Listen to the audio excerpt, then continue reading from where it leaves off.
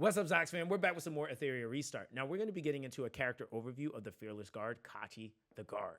Now, this is definitely a very interesting variation of this character, but nonetheless offers a ton of potency and is going to be pretty valuable to whoever decides to utilize him. Now, when we're looking at the skill 1, the Hammer Dance, Cachi swings his animal weapon with all his might, dealing 2 hits of 120% damage to a single enemy, each with a 20% chance to inflict a 2-turn of crit rate down.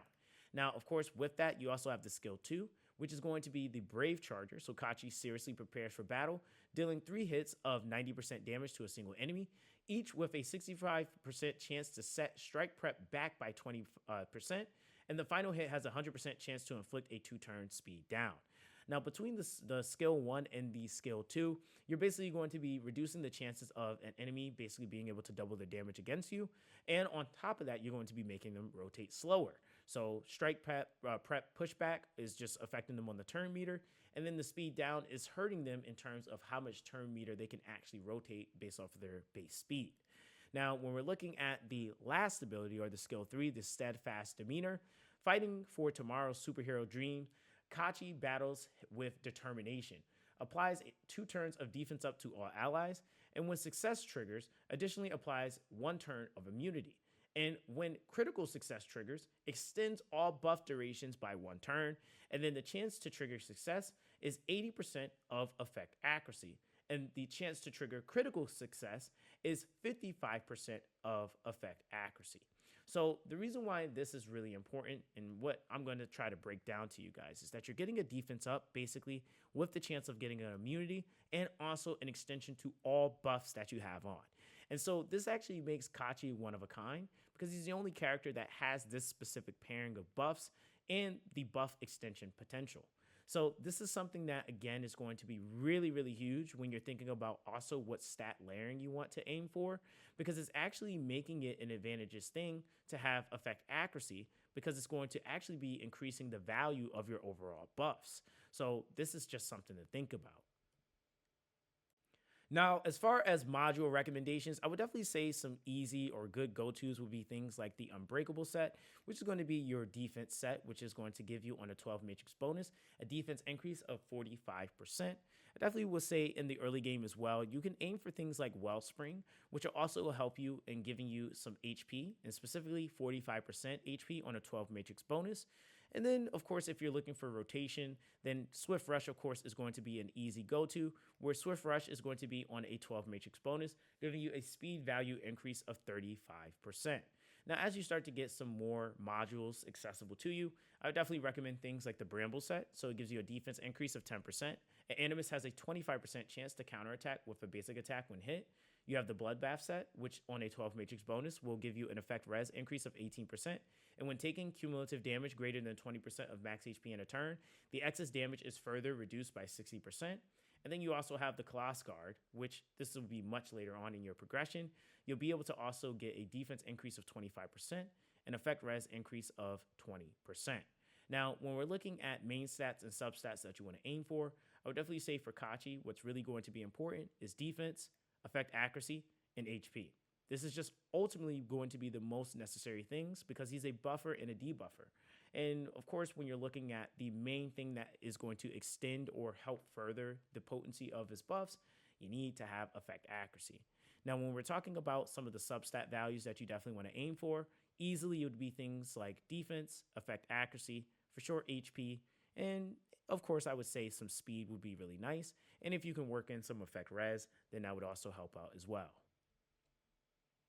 Now, of course, getting into our skill prioritization, starting out with the skill 3 in the first node, and it increases success trigger chance to 70% of effect accuracy.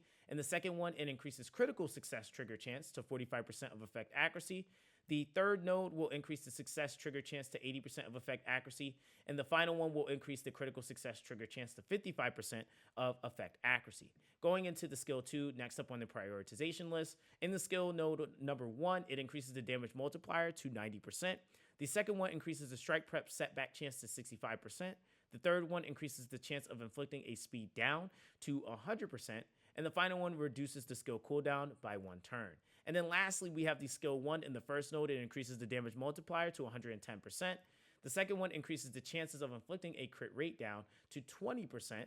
The third node increases the damage multiplier further to 120%. And then lastly, it will increase the crit rate down duration to 2 turns. Now, as far as some shell recommendations, starting out in the Shadow Runner, you're going to have the Unbridled Science. So after the owner takes action, increases their strike prep by 30%. From there, you'll be able to jump into Kururu, where you'll have the Star. So before the owner takes action, reduces their next skill cooldown by 1 turn. From here, you'll be able to jump over into Phoebian, where you'll have the Black Flag. So after the owner takes action, follows up on the main target and deals 120% damage, applying a 2-turn speed up on the owner Animus and increasing their strike prep by 20%. And you can also make use of the Diamond Heart. So before the owner takes action, applies a 2-turn of defense up, and then applies 2 turns of shield equal to 300% of own defense on the owner Animus and the ally with the lowest HP percentage. From here, you'll also be able to jump over into Whitney, where Whitney will have the Shanhai Jing. So with that, for every 3 actions accumulated by enemy units, increases the owner's strike prep by 20%. It can be triggered up to 1 time per turn. From here, you can jump over into Nico Nada, where Nico Nada is going to have Artisan. So before the owner takes action, applies 2 turns of defense up, and then applies 2 turns of shield equal to 380% of own defense on the owner Animus and the ally with the lowest HP percentage.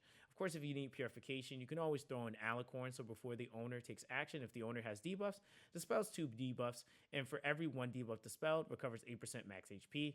It's also, again, just shameless plug, Mermaid Princess in the earlier game.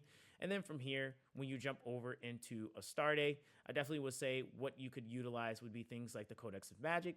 So before the owner acts, it basically will make it to where the owner will unleash its full potential, making their next skill cost no cooldown. And then, of course, you can use the Lighthouse, which triggers when the main body takes cumulative damage greater than 25% of max HP within a turn, healing the main body by 20% of max HP and increasing the strike prep by 35%. Now, of course, getting into our infamous pros and cons, I think it's safe to say that with some of the pros, the biggest one is definitely going to be the skill 3 on Cachi the Guard. This is definitely going to have some high potency in terms of how you can obtain your defensive layering. And I think the other thing that actually works out really well for Cachi is because it's a debuffing buffing unit. The fact that it actually utilizes the effect accuracy as a plus to further amplify your buffing, this actually makes it to where you're still able to be effective in strike prep pushback, landing your speed breaks or speed downs, and as well as your crit rate downs. So you're not missing any value there. And this is something that ultimately can be a hindrance for a lot of other characters, but isn't for Cachi the Guard.